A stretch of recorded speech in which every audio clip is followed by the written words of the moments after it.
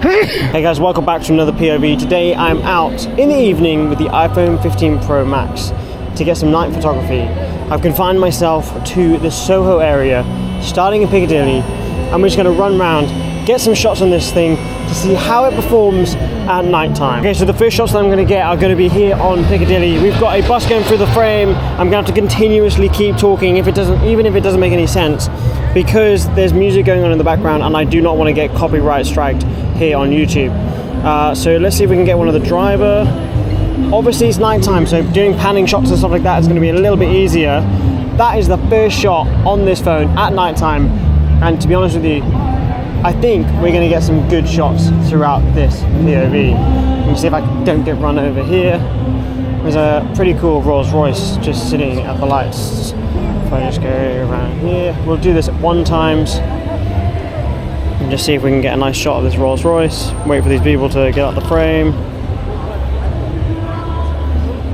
Pretty cool number plate as well. So the idea is I'm going to head up through the Soho area looking for lights and neon signs and buses, taxis, everything you can think of. Okay, so there's a nice landscape shot here, I think maybe 5 times, on the 5 times lens of this person working in this hot dog stand. She spotted me taking a photo. You saw me. So we've got a London bus going through. I'm going to go at 0.5 times lens and I'm going to pan to try and get the guy in the back, which turned out pretty good. Let's do one at 1 times as well if we get something going through the frame. We've got another London bus going through the frame in just a moment. The bus going through. It's going pretty slow though, so yeah, not great. Maybe the taxi driver, maybe. And then we've also got the London bus going through the frame. We can probably get this at 0.5 times. And we're going to move on from here. I've come to my favourite neon sign in London at Central Cafe. See if we can get a cool shot. So, going to peer through here. Wait for the right frame. We're going to move directly in front of it because it's a nice shot. Very nice. Cool. We can continue on the search for some neon lights in Soho. Up ahead we have the Windmill Centre. It's like a nightclub and it's pretty cool. Getting some inspiration for a shoot that I've got coming up actually. I'm just seeing what we can use to get maybe this grate. That might look pretty good. So we go to 0.5. That looks actually mint. Try not to die, but I mean, it wasn't going to stop for anybody.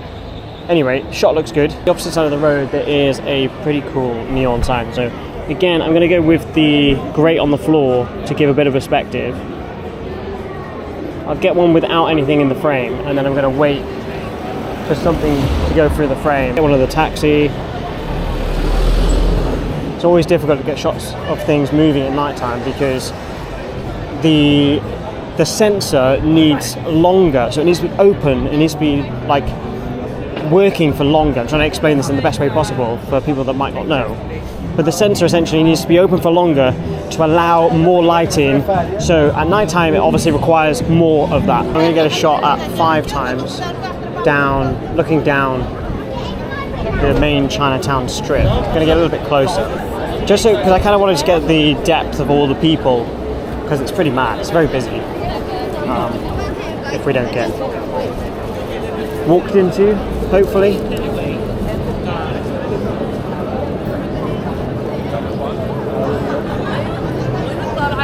I'll tell you what's actually amazing is how many people walk into you. Like, they just don't look where they're going. It's quite funny, really. We'll get a wide shot of the archway, which not all that great actually. I mean, you can see it on the screen, but I'm not that happy with that. When Chinatown is this busy, one of the things to do is, to be honest with you, 9 out of 10 days, there's always going to be a reflection there. So if you come to the center of Chinatown and come and find this bottle, you'll find it. So we're going to get 0.5, get down super low, and we're just going to get some shots of people walking through the frame, which again is just super easy to get. So there's the Chinatown phone box. A little story about the Chinatown phone box. Up until recently, it was really just disgusting. But they've repurposed it, they've cleaned it up, and they look after it now, which is nice. It's a bit of, you know, British heritage, and it's nice that they do that. So we're going to put the camera against the glass, but I'm going to turn it around so that the actual camera obviously is on this side, and I want the camera itself to be as close to the glass as possible. So I'm going to put it as close as I can to the glass, and then I'm going to get a nice reflection shot of everybody walking through the frame. So this is at 1 times currently, and then I'm going to get one at 0.5 times, which is obviously wide, but it's just such a cool perspective. And it's just normal shots. These are just normal photos, you know, that are pretty simple to take. And I'm not doing anything special. And I'm just highlighting that you can all do the same. You can all just come out with your phone, with your camera, whatever it is, and get similar photos. You go to 0.5, and you also have condensation, which is pretty cool. So if you get nice and close at 0.5, change the exposure. It's quite a cool shot, especially in landscape. And then you can punch into like 1 times, getting some of the condensation. It's just a better frame than the other side, because the other side is like super far away, and you have to like shoot through the people eating, and it's a bit weird. Whereas here you can get nice and close to the actual window and get a nice shot. So again, it's just about stepping outside your comfort zone. And I think a phone, not necessarily the iPhone 15 Pro Max, but a phone is a really good stepping stone to getting comfortable with going out and taking photos, because it's just so easy. It's so easy to take this out, take shots, and just enjoy yourself rather than feeling pressured with like a full-on camera, which sometimes it can be very, you know, stressful if you're out with your big camera, you know, multiple lenses. You don't really know, you know, in the moment you're like, oh, should I do this, or should I swap over, should I do this? It's better to start off with something like this, which is in your pocket already, and go out and just shoot and have fun. When it gets dark, obviously a phone sensor can't cope with the same as, let's say, you know, a Sony camera can, or a Canon camera, because you can change on the lens, you can change the aperture on some of the lenses. So at night time, you just have to make sure you're more stable to allow that light onto the sensor. And if you take your time, you can get some really good shots, especially long exposure stuff, which I'm not doing tonight, but I will do maybe in the future. So I'm heading back to the car. There's a really cool shot in here. I think 5 times that's worked out really well. I've had to cut that just as a reference because there was music playing, but the shot on the screen looked really nice. And it was just like they'd propped open a door that isn't normally open, and it gave me a straight line of sight to a shot that I wanted. So I think you'll agree, some really good photos. All of the photos in today's video are edited with my presets down in the description. There's 125. They're available for mobile and desktop. Go ahead, buy them, download them, all of that good stuff. I'm going to get a couple more shots, possibly this one here at 5 times off the taxi down there, because that's really nice actually. Ooh, first time I'm seeing that on this camera, on this one, is they did say that they'd reduced the lens flare on the 15 Pro Max and the 15 Pro, but I can see it now quite evident on the screen. And it's not necessarily bad,